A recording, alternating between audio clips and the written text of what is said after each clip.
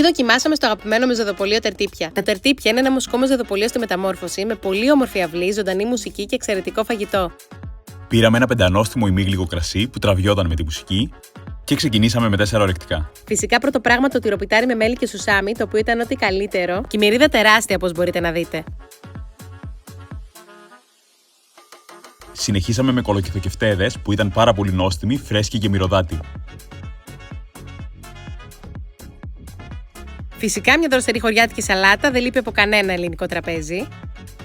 Και μία έντονη τυροκαυτερή με κοπανιστή. Και πήραμε και την ποικιλία για 2, η οποία είναι παραπάνω από ικανοποιητική. Είχε κοτόπουλο, κεμπάμπ, λουκάνικο και μπριζόλα, πατάτες, πίτα και επίσης συνοδευόταν από 3 χειροποίητες σος, μαγιονέζα, μπάρμπεκιου και μία πικάντικη. Τα Τερτύπια είναι ιδανική τοποθεσία για το Σαββατοβραδό σου, γιατί συνδυάζει άνεση, ομορφιά, καλό φαγητό και διασκέδαση μεταμουσικής.